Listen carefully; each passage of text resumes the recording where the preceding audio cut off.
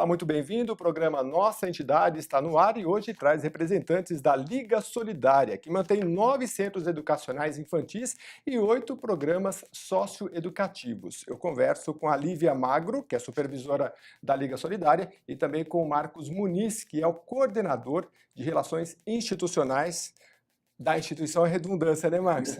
Da Liga Solidária. Eu quero começar falando um pouco da história, né? Já iniciou em 1924. Fala pra gente como é que começou essa história.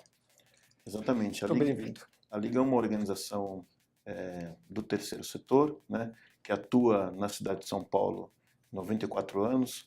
Ela nasce com a intenção de estabelecer toda... É melhor você falar dessa parte, não é? Dessa parte da história. Pode ser. Pode ficar à vontade. A Liga ela foi criada lá em 1923 por um grupo de senhoras católicas, que na época se organizaram e tiveram apoio também do arcebispo da cidade, para criar então essa organização que tinha o interesse de ajudar mesmo as pessoas na época. E aí foram criando diversos projetos que foram aí mudando e crescendo, evoluindo ao longo da vida da organização e com as mudanças que foram acontecendo no país, né? Era no início Liga das Senhoras Católicas. Das Senhoras Católicas. Isso. E depois se tornou Liga Solidária, né? Isso. A gente pensa assim, Liga das Senhoras Católicas, pensa que é alguma coisa assim, claro, formal, que nasce ligado à religiosidade, mas pelo que eu entendi um pouco da história, elas estavam à frente do seu tempo, né? Porque elas procuraram, por exemplo, mulheres que naquele tempo não podiam ir ao restaurante desacompanhadas, então elas criaram um restaurante específico ali para colaborar, né? Bem interessante a história, né? Porque a gente sabe que a história de uma instituição, a gente tem que ir na fonte para ver como é que são as ideias que construíram isso, porque é isso que vai, ao longo de 1924, né? Quase um século de existência, né? Quais são os fundamentos? Vale a pena conhecer a história. Mas vamos conhecer também como é que é o trabalho institucional de vocês, porque eu falei de todas essas instituições aqui, todas na capital paulista ou no estado? Não, todas na cidade de São Paulo. Todas na cidade de São Paulo. Agora, vocês têm um centro lá, um educandário, que é a central, né, onde se desenvolvem a maioria das atividades. O Educandário Dom Duarte é a nossa maior unidade social. Ele concentra 90% do atendimento da Liga.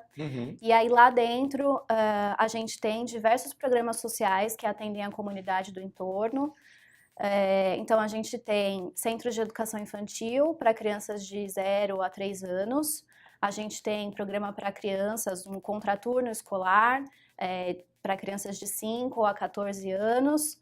A gente tem qualificação profissional, a gente atua também com as famílias, então fazendo visitas domiciliares, promovendo oficinas de geração de renda, de convivência, enfim. Poxa, que legal. E vai de 0 até quantos anos? De 0 a 100 anos. Tudo ali do educandário. Isso, a Liga atende desde bebês até idosos, então os programas têm públicos específicos, mas a gente abrange aí, atende a uma faixa etária bem...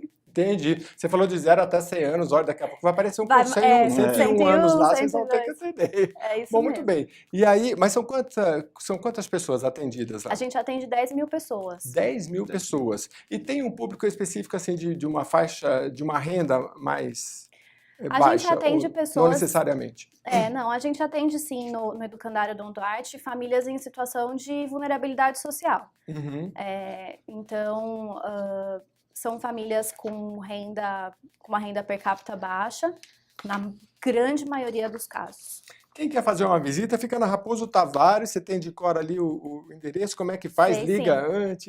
Avenida Engenheiro Heitor Antônio Eiras Garcia, 5985. Antônio Eiras Garcia, aqui na capital paulista, é bem conhecida, mas 5985. 5985. Daí a pessoa liga para fazer antes, para agendar? Isso, é legal ligar, né? Sim. Pra gente na sede da Liga, e aí a gente agenda uma visita, a gente arruma alguém para levar as pessoas, porque o lugar é bem grande, então a gente sempre gosta de acompanhar as pessoas para mostrar todos os programas. A gente gosta de receber. Que bom. A gente sempre faz esse convite aqui no programa Nossa Entidade para as pessoas colaborarem e visitar. Até eu sempre cito, viu, o Marcos, que o exemplo é o que nos move, né? Então, por exemplo, o pai fala para o filho assim, olha, vai ler um livro. o filho não lê, né? Se ele vê um livro, um pai lendo um livro, aí não precisa nem falar muita coisa, né? Ele vai ler também. Então, na questão do voluntariado, que a gente vai falar daqui a pouco, é a mesma coisa, né? O pai vai lá, e a mãe vai participar, Sim. os filhos naturalmente começam a seguir isso, porque a gente sempre comenta que na Europa, por exemplo, é muito comum as pessoas serem voluntários, né? E vocês que trabalham com instituições, daqui a pouco eu quero que vocês falem, é um trabalho voluntário, quando existe, ele tem que ser sério, né? Muitas entidades firmam contrato, faz tudo direitinho, que é para poder tocar um negócio muito bem feito. E vocês, pelo que eu estou vendo aqui, fazem muito bem feito. Eu queria que o Marcos explicasse para a gente como é que é administrativamente esse trabalho de vocês. Porque vocês têm quantas entidades diretamente e são todas do grupo, né? Mas são, além do educandário, nós citamos aqui que são quantas entidades ao todo? Quantas unidades educacionais?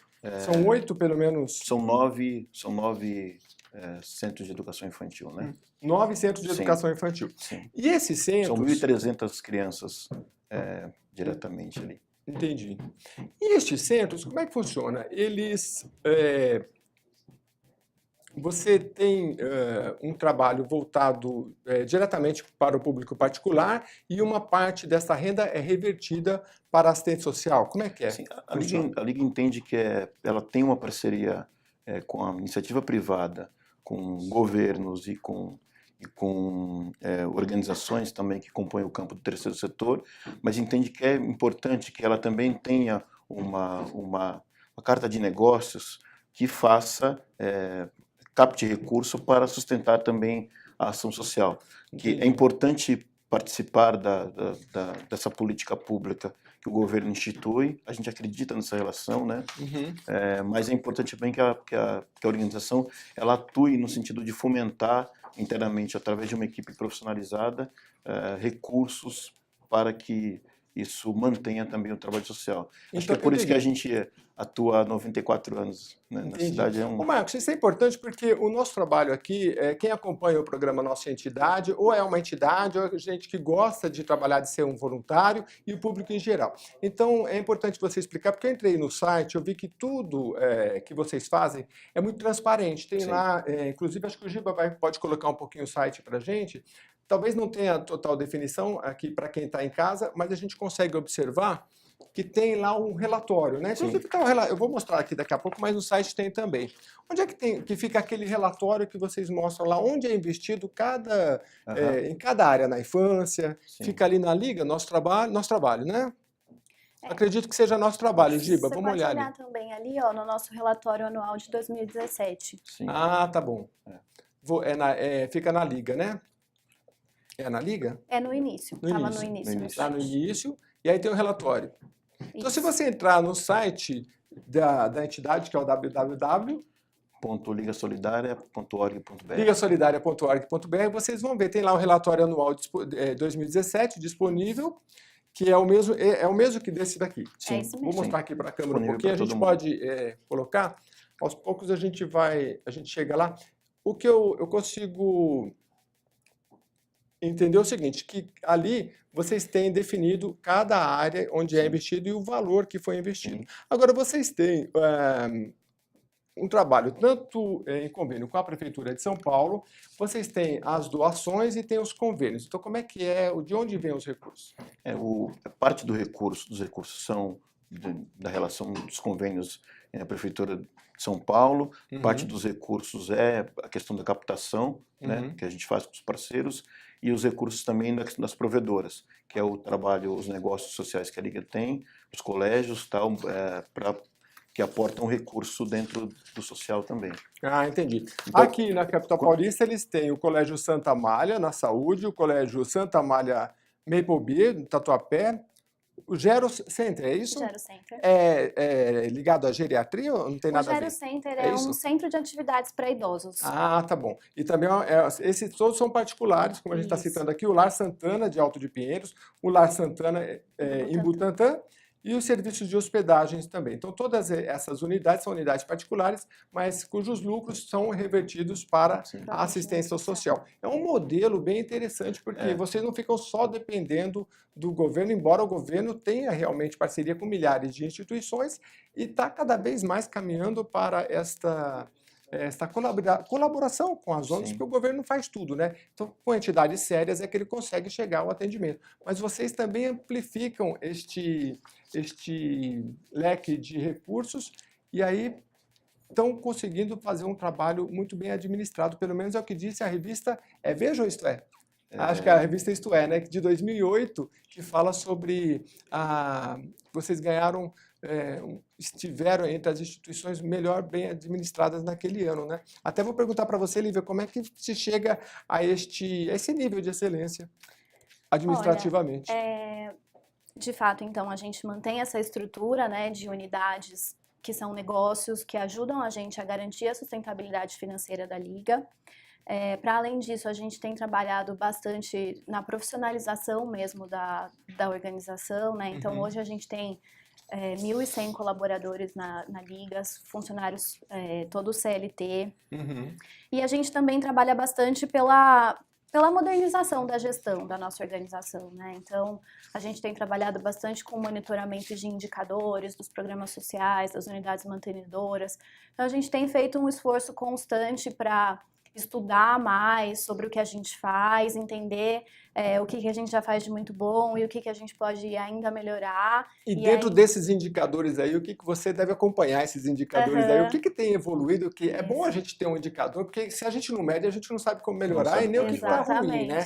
O que esses indicadores mostram, por exemplo? Olha, a gente acompanha indicadores para todos os nossos programas sociais e mantenedoras, tanto indicadores relacionados a esforços, então, o que eu me propus a fazer e como eu entreguei essas atividades, e a gente também monitora indicadores de resultado. Então, se eu tenho, por exemplo, um programa que busca a qualificação profissional para jovens, então a gente monitora a empregabilidade desses jovens depois da participação, e a gente monitora, por exemplo, o incremento de renda. Então, eles passaram a ganhar mais, eles passaram a estudar mais, eles entraram na faculdade.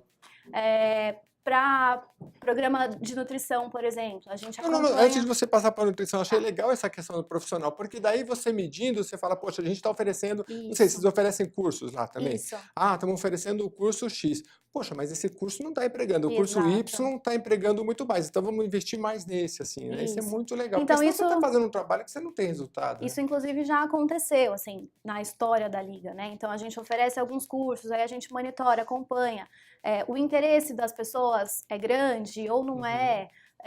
Tem empregabilidade alta? Não tem? Então, a gente está sempre tentando olhar para a demanda, olhar para o contexto do país e também para aquilo que a gente faz, né? Para poder dimensionar, então, a nossa ação. Isso é muito legal, num país que tem uma juventude pujante, muita gente, mas os estudos mostram que lá para a década de 2000, a partir de 2020 já e depois 2030, eu sei que 2050 a gente vai estabilizar e aí os idosos vão começar a equiparar com a juventude. E esse potencial que o país tem de juventude, aí de, sei lá, de 15 até 24 anos, que infelizmente também é a faixa que mais atinge a criminalidade, justamente porque não tem muitas vezes uma oportunidade, esse potencial vai chegar uma hora que ele vai se estabilizar e a gente vai ficar mais parecido com os países, digamos, da Europa, os países mais envolvidos, né? E a gente tem um potencial muito grande. E são instituições como vocês que oferecem esse trabalho que ajudam a desenvolver esse potencial. Você falou da questão da nutrição, daqui a pouco eu quero voltar com você, mas falar um pouquinho também sobre uma legislação aqui na casa, que a gente conversava aqui, que é de autoria do deputado Carlão Pinhatari, e eu quero que você comente um pouquinho. Ô Marcos, eu já vou achar o número aqui. Aliás, você sabe o número de cor, né? É 194/2007, não é isso? Achei, 194 de 2017, de autoria do deputado Carlão Pinhatari, do PSDB. E o que esta legislação vai trazer de novidade aqui para quem está no estado de São Paulo e tem uma entidade? É importante a gente falar que a questão da transparência é um ponto fundamental, né, como a gente tinha colocado aqui. E a gente acredita mesmo nessa relação entre governos, sociedade civil organizada, o terceiro setor cada vez mais profissionalizado, a iniciativa privada com transparência com certeza aporta mais recursos naquilo que acredita que tem um impacto significativo na sociedade. E a Liga, ela, além de executar a política pública, ela também participa influenciando o monitoramento, a mudança, né, dos rumos da política pública no Estado e no país. A gente participou efetivamente da discussão do marco regulatório do terceiro setor.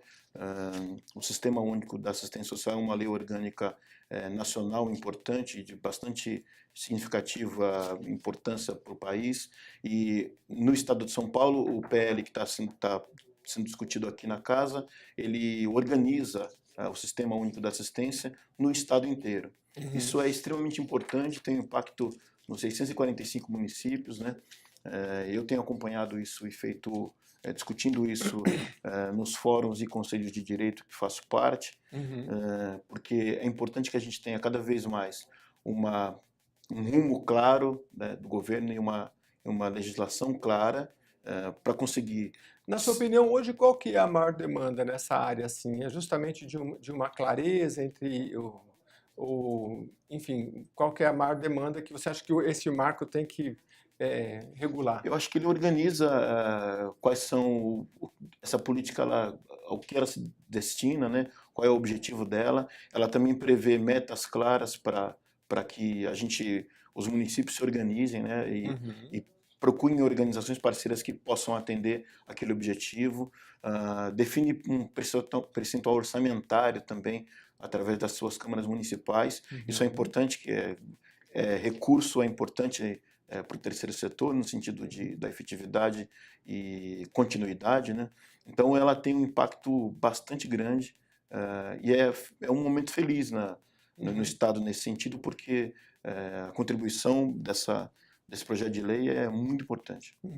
A gente sabe que países desenvolvidos têm também as suas questões sociais muito bem articuladas e desenvolvidas. Que dirá um país que tem tanta necessidade quanto o Brasil, né? Tudo tem que ser muito bem regulamentado, muito bem fiscalizado para privilegiar instituições que fazem bem feito, que fazem com transparência, que é a palavra que você mais usou aqui. A Liga preza pela transparência para todos os atores que compõem o campo terceiro setor, para a iniciativa privada, para o cidadão comum que queira saber dos programas. Então, essa história do relatório disponível e que as pessoas podem acessar é uma carta convite para a questão da transparência e, ao mesmo tempo, para as pessoas conhecerem o nosso trabalho. Vamos dar uma passeadinha aqui, Giba, no site rapidinho, porque daí eles podem nos ajudar a entender um pouquinho do trabalho. Nós temos ali no início, se puder clicar, o relatório aqui acho que não chegou a abrir, mas a gente chega lá. O início não tem muita coisa, mas a Liga, a gente pode dar uma olhada ali nos links que tem. Na segunda, isso, sobre a Liga, aí. E eu acho isso aqui, ó. Nessa cortininha à esquerda tem gestão financeira. Ali na gestão financeira, na cortininha azul, no quadradinho à esquerda azul. Isso. Mais para a esquerda, tudo para a esquerda. Nessa cortininha aí, a terceira é a gestão financeira. A gente pode olhar, se clicar aí, tem os relatórios. Isso eu achei muito interessante. Olha, em casa talvez não dá para ver, mas a gente vai comentando, por exemplo, a receita de 2015 em reais, recursos próprios ali em reais, 53 mil reais, é isso? Não, 53 milhões. 597 mil, são 75% próprios, depois vem 20% por meio do governo, 5% por meio de captação, que aí a gente vai falar daqui a pouquinho, que é bem interessante também como é que é feita essa captação. Então, tudo muito transparente. Olha ali, o investimento social, onde é que é? Primeira infância, 48%, nos abrigos, 9%, com a criança e o adolescente, 9%. Então, está ali bem esclarecido. Eu sei, desconheço realmente, acho que não são poucas as instituições que deixam com bastante clareza, assim, tudo, já no próprio site, porque às vezes tem que pesquisar, tem que ir no órgão tal, não, vocês colocam tudo ali, as pessoas podem ver onde está investido, podem participar, e essa participação é importante, não só entrando no site e conhecendo o trabalho, mas visitando em loco também, que a gente já falou aqui. Eu vou voltar com a Lívia, para que ela nos explique aqui um pouco de cada um desses projetos, começando pelo o CCA, né? O Programa Crianças e Adolescentes. Programa Crianças e Adolescentes. Isso. O Programa Crianças e Adolescentes é um serviço, né, de contraturno escolar para crianças de 6 a 14 até 15 anos. Essas crianças ficam com a gente no contraturno da escola, então se elas vão para a escola de manhã, elas ficam com a gente à tarde, e aí elas têm atividades de arte, lazer, cultura, oficina de informática, de culinária, enfim, é um programa de ampliação de repertório cultural mesmo. Entendi. Para essas crianças. Puxa, bem interessante, né? Dá um pouco de inveja, não dá? Pra quem já estudou há 20, 30 anos. Porque a gente sente um pouco falta. Sente, porque eu me lembro de olhar nos livros, e alguns livros didáticos falavam sobre cultura, e eu ficava pensando assim, mas cultura, o que é bem isso, né? Porque a gente não tinha muito na prática vivência de sair para ir no cinema, para assistir um teatro. Hoje a criançada hoje tem uma vivência, né? Se não é, às vezes, a escola que leva para dentro da escola como vocês fazem, né? Então, você vivencia, né? Então, vivencia. Quem desenvolve também contribui, aprende também junto.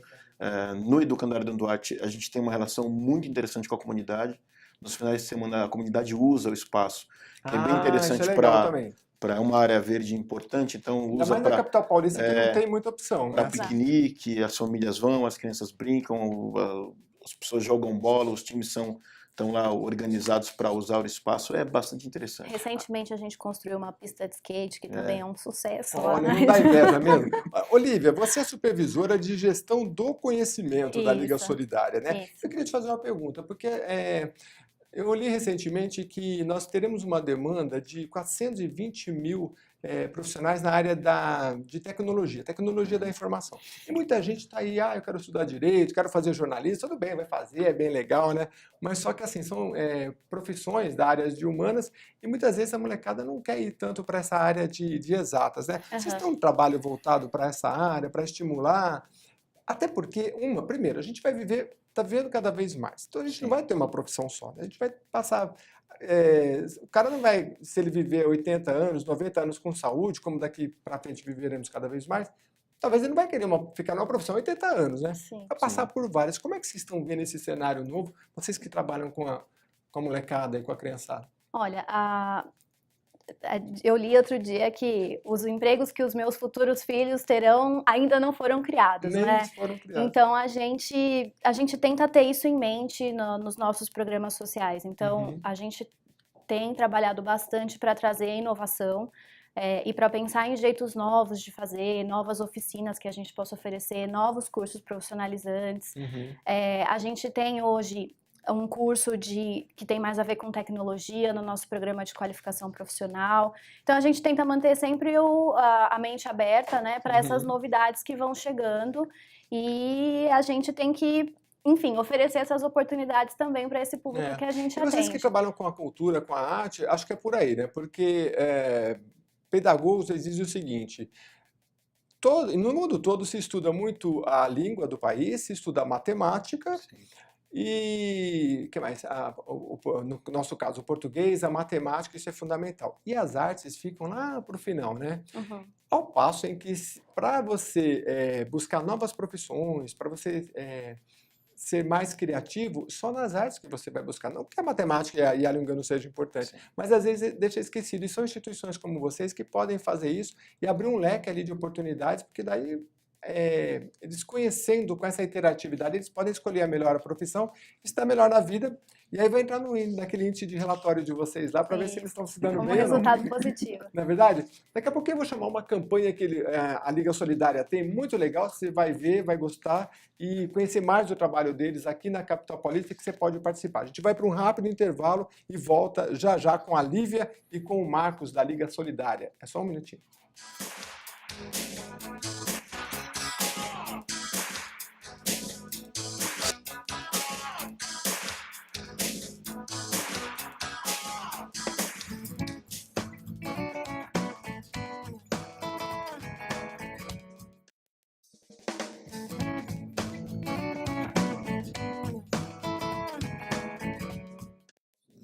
Nossa entidade está de volta conversando com os colegas da Liga Solidária, que tem 8 programas socioeducativos aqui na capital paulista. É bem interessante, eu estou gostando bastante da conversa, tenho certeza que você também. Eu vou voltar aqui com a Lívia Magro, que ela é supervisora de gestão do conhecimento da Liga Solidária, e explicar, a gente conversava sobre olhar para o estudante, principalmente, o jovem, mas aí todo o público que vocês atendem, de uma forma integral? Como é que é isso? Isso. A gente procura trabalhar com as pessoas que a gente atende nos nossos programas de forma integral. Então, entendendo que a gente precisa trabalhar não só a cognição ou o conhecimento técnico, né? Até porque isso lá na escola também já tem Isso. bastante, né? Isso é uma parte importante, mas a gente precisa também trabalhar com formação humana, né? Então, essa pessoa precisa ter um projeto de vida, ela precisa ter autoestima, ela precisa estar bem fisicamente, né? Então, a gente tem tentado olhar para essa integralidade da pessoa, né? E tentado dar oportunidades para que ela se desenvolva nas mais diversas frentes. E isso é no dia a dia, né? Porque a gente tem No dia a conversado dia. aí com o pessoal aqui que às vezes você passa, hoje em dia o pessoal se forma em pedagogia, uma parte presencial, uma parte à distância, é bom porque dá oportunidade para todo mundo, mas nada como vocês que conhecer na prática e Isso. medir, vocês medem tudo aqui nos relatórios, eu estava até mostrando aqui, vou mostrar de novo, se você quiser dar uma olhada no relatório que eles têm aqui, eu tenho na internet também, isso aqui é muito interessante porque, opa, tirar um pouquinho do reflexo aqui, melhorar aqui. É bem interessante, até para se você tem uma entidade, dar uma olhada para ver como é que eles fazem com os recursos, como é que eles fazem a gestão destes recursos, essa instituição que ganhou aí o reconhecimento de uma grande revista brasileira sobre a sua administração. Vamos ver um pouco do vídeo, daqui a pouco a gente vai mostrar no visual um pouco das imagens da instituição que a gente tem, mas agora vamos ver uma campanha que vocês lançaram com a participação de artistas, enfim, né? Eu ligo. Eu ligo para coisas boas e para coisas ruins. Ligo para a inclusão, para a educação, para a violência. Como não ligar? Às vezes parece ser mais fácil nem ligar, simplesmente parar. Só que não. Continuo. Pelo bem, pelo mal. Só não dá pra ser neutro. Você liga? Eu ligo. Eu ligo. Eu ligo. Acesse o site e faça uma doação. Ajude a Liga Solidária a continuar mudando a vida de milhares de pessoas. Muito bem, já que é para acessar o site, qual é que é o site? www, me ajuda aí. .ligasolidaria.org.br www.ligasolidaria.org.br. Lá tem como você fazer a doação. A Liga Solidária, que foi uma das 10 ONGs mais eficientes de São Paulo, de acordo com a revista Veja, em 2008. Já tem algum tempo aí, espero que agora esteja mais eficiente ainda, né? Muito Com bem. certeza. Vamos falar um pouquinho do voluntariado? Quem quer vocês têm voluntários? Quem quer Sim. participar? Como é que funciona? Olha, a Liga valoriza bastante o trabalho voluntário. A gente tem mais ou menos 300 voluntários que têm atividades fixas na Liga, então a gente chama de voluntários recorrentes, né? São aqueles que, enfim, já têm uma atividade certa para fazer com um determinado público, então às vezes uma vez por semana, enfim. O próprio conselho fiscal e executivo da Liga é todo voluntário. E a gente tem, além desses 300 voluntários recorrentes, mais de 1.400 voluntários pontuais, que são pessoas que vêm para algumas ações ao longo do ano. Então, a gente tem voluntariado corporativo, as empresas, né, então, se organizam e levam um grupo de colaboradores para fazer uma ação com a gente. A gente tem voluntariado educativo, né, que são escolas que também levam grupos de alunos. Enfim, o trabalho voluntário é bem... E eu preciso ter uma vocação específica para ser um voluntário ou não? Se eu estou em casa, quero ser voluntário, vou lá. Posso ir no final de semana, posso ir qualquer hora, tem que agendar. E eu queria saber se existe uma demanda maior de voluntário para algum setor específico também. Para ser voluntário, basta você ter vontade de apoiar a gente na nossa causa.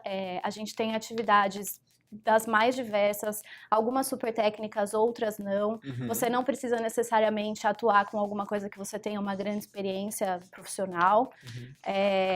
A gente tem um departamento de voluntariado, então, para fazer parte, você precisa entrar em contato, você vai passar por uma entrevista, né? Então, a responsável vai te conhecer, vai entender o que é que você quer fazer. Enfim, tem todo um preparo para esse trabalho. Mas é só ligar, entrar em contato com a gente. E vai ser um voluntário que é bem legal. Isso. Vamos falar de esportes? Vocês têm cara que são esportistas, pelo menos a Lívia tem, a Lívia é magro. A Lívia O Marcos tem cara que joga voleibol. A Lívia eu não sei, não dá para ver pela cara, né? Programa de práticas esportivas que visa o desenvolvimento integral de 200 crianças e adolescentes, de 7 a 15 anos. Esse é o programa que vocês têm lá. Fala um pouquinho pra gente do programa esportivo. A gente tem, então, esse programa de esportes que oferece diversas modalidades. É um programa que trabalha a técnica, né, esportiva, mas que também quer promover uma convivência mais pacífica, quer promover os valores que estão atrelados ao esporte, né? Então, é um programa muito mais educativo do que de alto rendimento, né? É educativo porque eu me lembro que quando eu estudei no Senai, em Campinas, a gente jogava e corria para a sala de aula e aqueles que não tomavam banho, o professor falava, volta tudo. Podia estar 0 graus. Que ele... Aí o professor falava assim, a rapaziada falava assim, professor, mas tá gelado. Ele falou, não tá gelado, tá fria, não tem água gelada aqui, tem água fria. Então, tinha muita disciplina e a gente, infelizmente, a gente não podia jogar muito futebol, né? O professor mandava a gente jogar naquele tempo o caranguejo-bol. É sofrido, viu? Nem queira saber como é que é. Ô, Marcos, e aí, vocês têm o futebol, tem o voleibol, tem basquetebol e tem um acompanhamento nutricional também, que é meio concomitante aí, né, com essa atividade. Né? Isso mesmo. A gente tem um programa de nutrição. Esse programa, ele garante, né, o equilíbrio nutricional de todas as refeições que a gente serve no educandário Dom Duarte, e ele também faz acompanhamento específico para as crianças dos programas. Então, todo ano, as crianças que estão no esportes, as crianças que estão no programa Crianças e Adolescentes, elas passam por avaliações antropométricas, então que buscam avaliar como é que é esse perfil, a criança tem sobrepeso ou não, ou está no peso normal. Então, a gente faz esse acompanhamento e aí a gente orienta as famílias para como resolver essas questões, caso Mas no recreio não tem aquela corrida para saquinho de bolacha, salgadinho? Nada de bolacha. Não tem. Não. Ah, que maravilha. Porque, cara, dá dó você ir numa escola e da hora do intervalo, a gente sabe, tem escola que todo mundo corre para a cantina. E aí você vê aquele monte de molecada com salgadinho na mão e bolachinha recheada, né? Então não dá, né? Porque as nutricionistas lá são sérias, elas claro que criança gosta, né? Mas se não aprender a comer uma fruta, uma coisa diferente, ainda mais criança, é complicado. Então, é desde pequeno que aprende, né? E tem muita coisa boa, né? Eu adoro comida de boas escolas aí, a gente faz questão de comer. A comida lá é sensacional. Vamos falar das outras atividades. Eu estou aqui com muita coisa. Olha, o Programa Famílias é um programa de fortalecimento das relações familiares e comunitárias, também realizado pela Liga Solidária. Eu queria que vocês contassem um pouquinho. Esse é dentro também do educandário, o Programa Famílias? Sim, a base do atendimento é dentro do educandário, mas a equipe de trabalho do programa sai muito, né? Então, eles fazem visitas para as famílias mensalmente e eles realizam muitas atividades fora, então, em espaços da comunidade. Tá. Eles fazem reuniões socioeducativas, em que eles discutem temas relacionados aos serviços públicos, aos direitos e deveres, né, dos cidadãos, e eles têm também oficinas mais específicas de artesanato, de culinária, às vezes oficinas que ensinam alguma atividade mesmo que a pessoa pode usar para gerar renda depois para a família. Então... E necessariamente com as mães, os pais da criança que está no educandário, não? Não necessariamente. Ali pode ser na comunidade. Na comunidade mesmo. Ali, como que é o bairro específico? É Butantã? É bairro Butantã ou tem uma vila? Na verdade, a gente fica ali no Jardim Educandário, né, dentro do Distrito Raposo Tavares. Distrito Raposo que Tavares. Faz parte do Butantã. Que faz parte do Butantã, que fica na rua Eiras, como é que é ali? Engenheiro Heitor Eiras. Engenheiro Heitor Eiras. Garcia. Quem é ali da Zona Oeste conhece bem, porque ela é toda sinuosa, e aí ela vai embora ali. O pessoal pode ir lá conhecer. Eles trabalham com mais de 10 mil pessoas, entre jovens, adolescentes e idosos também. É bem interessante. A gente já falou do programa esportivo, mas os velhinhos também participam do programa esportivo ou é só a molecada? Os velhinhos também têm atividades esportivas no programa Idosos. Ah, que legal. Então, que legal. A gente vai falar daqui a pouco, porque precisa também, né? Não é só criança, não. Com certeza. Criança, não. Às vezes eles querem começar tudo de uma vez só, né? No outro dia tá morrendo de dor, né? Mas, por isso que precisa de uma orientação, né? Exatamente. Tudo tem que ser ordenado, coordenado. Bom, ainda dentro do programa Famílias, eu estou aqui com o texto, atendimento psicossocial, né? Desenvolve atendimento personalizado e atividade de orientação e encaminhamento para a área de saúde. Então, psicossocial, como é que é isso? Você orienta cada pessoa, tem esse encaminhamento, você está com algum problema específico, aí tem que ser encaminhado para uma área da saúde específica, Isso. assim, né? Os orientadores socioeducativos, eles conhecem a família, né, e quais são as demandas, quais são as necessidades. A gente tem também um corpo, né, de técnicos, então assistentes sociais, psicólogos, que ajudam a encaminhar as demandas dessas famílias, que às vezes é um serviço de saúde, ou às vezes são outros serviços. Então, é uma vaga numa escola, é uma necessidade de documento, enfim, as demandas são diversas e aí a gente tem essa equipe que ajuda então a direcionar essa família, ajuda essa família a resolver essa situação. Você já participou de algum trabalho desse, de capacitação e de formação ali na comunidade, ou seja, nessas que também tem de relações sociais e comunitárias? E do atendimento psicossocial, como é que é a sua aproximação? Você gosta de ir lá ver como é que está funcionando? Porque eu acredito que o seu trabalho seja mais interno, né? Isso, eu trabalho bastante com o monitoramento e avaliação dos programas. Para Tá. fazer isso, eu preciso estar muito próxima do atendimento Você vai lá direto, ver né? mesmo também, Então, não é eu só no vou- papelzinho, não. Não, participo da oficina, saio com as crianças, faço atividade. Porque a gente legal. precisa ver de perto como as coisas acontecem para poder ajudar as pessoas nos processos de gestão, né? Legal. O programa Nossa Entidade está conversando aqui com a Liga Solidária, eu já vou passar a palavra para você, mas me ajuda aí. São 8 programas socioeducativos na capital paulista, tem o Educandário que fica ali no distrito de Raposo Tavares, na zona oeste de São Paulo, vale a pena você conhecer. A gente vai mostrar o site aí se você quiser fazer a sua doação e se você quiser entrar em contato para fazer uma visita, você e sua família. Vamos lá, pode falar.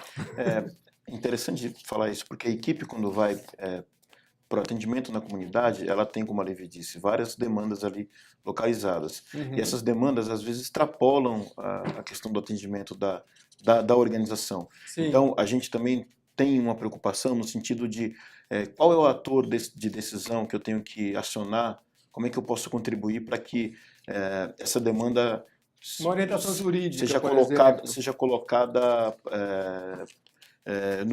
dentro do poder público, influenciando demandas em relacionado aos programas Entendi. ou a questões ligadas também à própria assistência social. Então, a gente advoga para a comunidade no sentido positivo de entender que ela é preciso que ela esteja próximo, esteja sendo atendida e a gente, na oportunidade de entender um pouco a demanda, também faça as outras instâncias participarem ativamente E você tem um dessa conhecimento melhoria, né? grande, com muita entidade, então sempre é possível, pelo menos uma orientação é possível chegar, né? Porque o demanda eu acredito que seja de todas as ordens, né? Sim. Seja uma demanda de uma orientação jurídica, uma criança que está grávida e que precisa. A gente fala criança grávida, o pessoal até assusta, né? Mas existe, né? Sim. Então, são todo tipo de orientação que nem sempre a entidade pode atender, mas ela pode encaminhar para outra. Aliás, vocês têm parceiros, como é que é esse trabalho em rede? Porque vocês trabalham com o poder público e tem uma rede de instituições particulares que revertem os recursos para a obra social. E como é que é o contato enfim, com parceiros, com empresas? Tem isso também, não? Tem com os parceiros, com as organizações também sociais, a gente também estabelece uma relação muito próxima de discutir os rumos da política pública, de tentar influenciar os rumos, né, de entender que como os executores, nos momentos de decisão, aquilo que a gente tem de conhecimento acumulado é importante porque pode minimizar tempo e melhorar o impacto do poder público nas comunidades. Pense que a gente tem no Raposo Tavares mais de 100 mil famílias, né? Na cidade de São Paulo, nas 36 subprefeituras, imagina, a gente tem contato com organizações da cidade inteira. A Sim. gente faz questão de dividir. Eu estou vendo, Marcos, que você tem uma visão assim macro muito interessante socialmente. Como é que você vê a capital paulista onde vocês atuam? Que quem não é da capital, às vezes não tem muito conhecimento, mas nós temos um bairro nobre e do lado nós temos, antigamente se falava favela, hoje a gente fala comunidade, mas tem que falar para às vezes a pessoa entender também o que é que a gente está falando. Tem uma grande comunidade ali, vulnerável socialmente, às vezes morando em barcos de madeira. E aí depois você tem uma outra região um pouco melhor, daqui a pouco você caminha mais um pouco, tem uma outra comunidade, né? E essas comunidades, você acha que a participação da sociedade, do poder público, o que você acha de maior demanda? Porque a gente sabe que quanto mais há isolamento, é pior, né? Sim. Quanto mais a própria comunidade, daquela que está melhor, ela se abre para outra que está ali, procura ajudar, esse intercâmbio, porque ou ele vai se dar de uma forma amigável, ou ele vai se dar de uma forma criminosa, quando uma comunidade sai para assaltar na outra, enfim. Essa aproximação que a gente tem que ter com menos muros, né? Uhum. Você acha que a gente consegue caminhar para isso? A gente tem avanços, a cidade de São Paulo é quase uma megalópole, né? São mais de 12 milhões já, a gente está, é uma cidade muito grande. Em 2015, a gente fez um trabalho bastante interessante no sentido de aproximar um pouco o olhar do poder público, estou dizendo tanto secretarias como Câmara Municipal, que define o orçamento do município, né? A própria Alesp, no sentido de também articular as discussões para que a gente pudesse avançar nesse sentido. E aí o distrito do Raposo Tavares aparece dentro da cidade como o mais díspare, como você mesmo disse, tem o Butantã, que é o extremo, que ali 14% do PIB de São Paulo está ali, e você tem a extrema vulnerabilidade a menos de 5 quilômetros.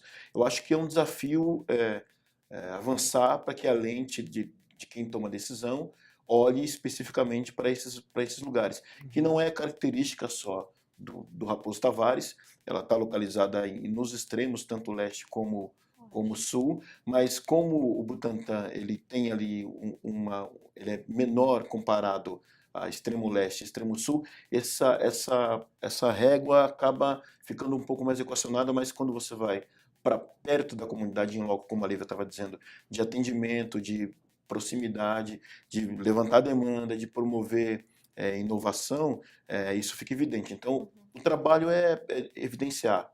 Eu acho que a gente tem que evidenciar e trocar com outras organizações. É um aprendizado constante, né?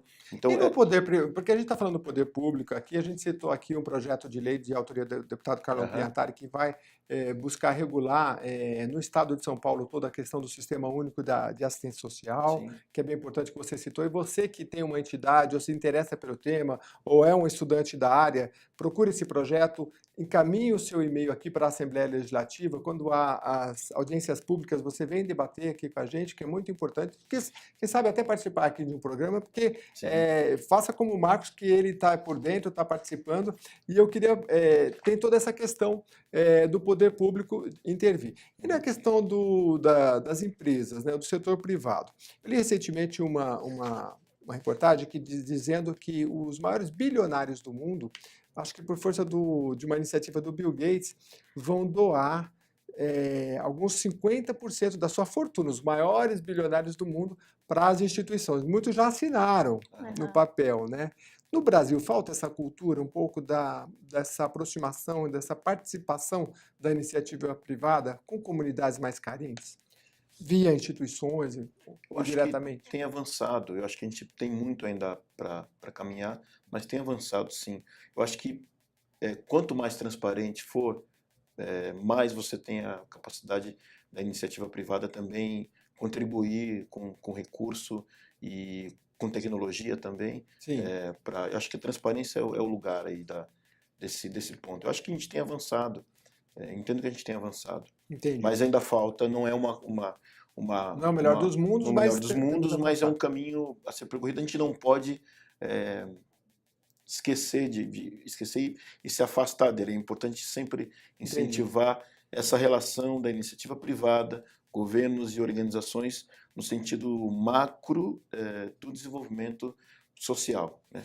E oferecer trabalho de qualidade, né?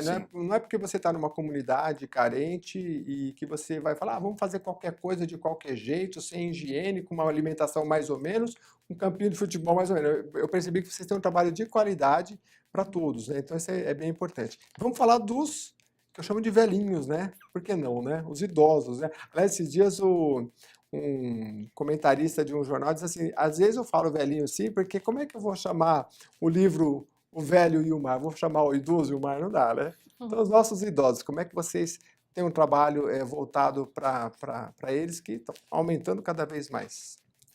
A gente oferece atendimento para 280 idosos, dali do entorno do educandário.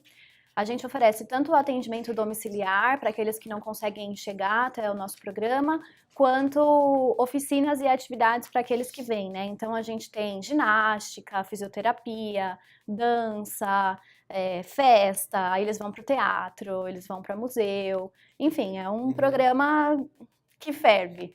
E a interatividade deles com os mais jovens? Que o Japão, por exemplo, tem muito disso, né? De Aham. você utilizar o conhecimento dos mais velhos para ensinar os mais novos. E a gente no Brasil ainda está aprendendo um pouco isso, porque a gente geralmente relega os velhos lá por um canto, sendo que eles têm tanto conhecimento, seja de qualquer área, né?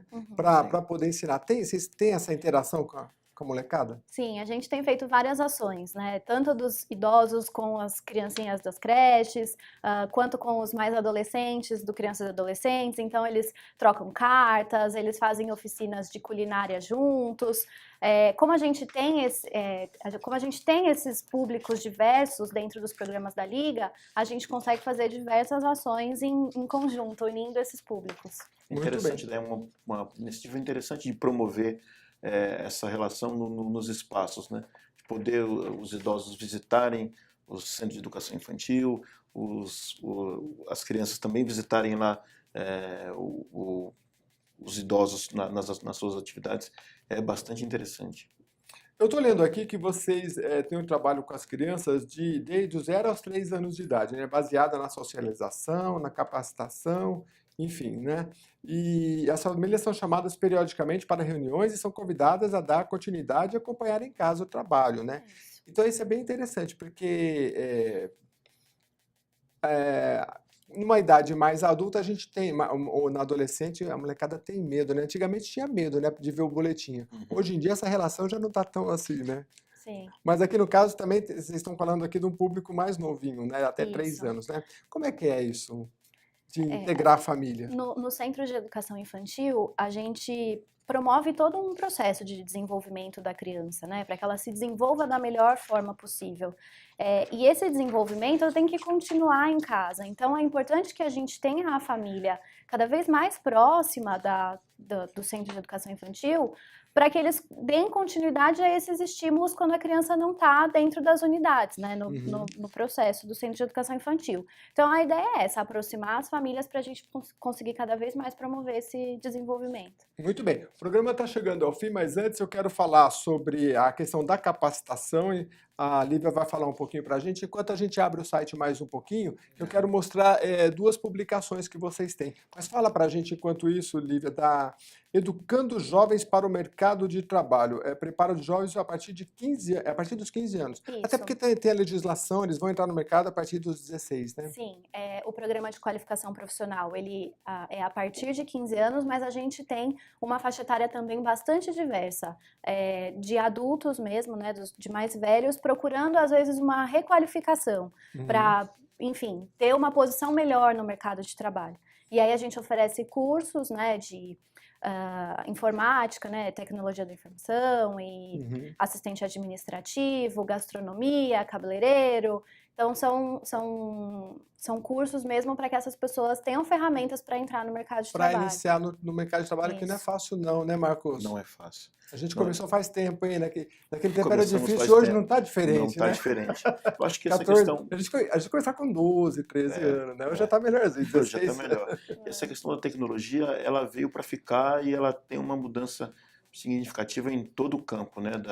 Desde a questão do trabalho até a questão da própria inovação das organizações.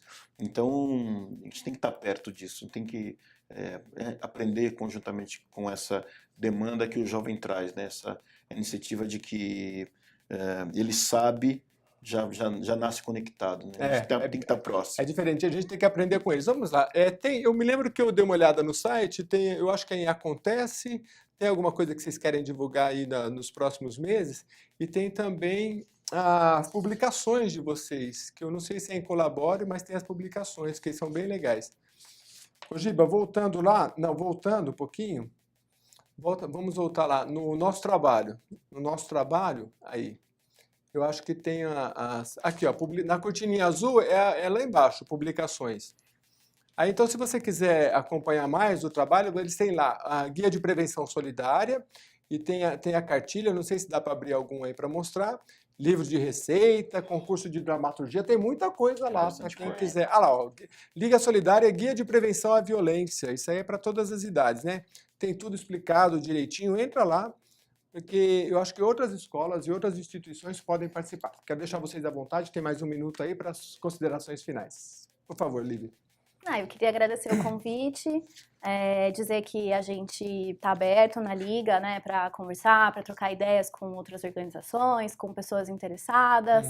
Enfim, obrigada pelo convite. Eu que agradeço bastante. Marcos, deixe seu recado final. Eu agradeço também a possibilidade e dizer que a Liga acredita no terceiro setor, acredita no desenvolvimento desse país pela ação social e acredita no engajamento social e profissional para que a gente consiga melhorar os índices nossos sociais de todo o país. Muito obrigado. E a gente aqui do programa Nossa Entidade agradece muito a Liga Solidária também. Entra lá no site deles, faça a doação, vai visitar a instituição que fica ali na Zona Oeste, distrito de Butantã, aqui na capital paulista. É bem bacana, é bem interessante. Obrigado pela sua participação. Até o próximo programa.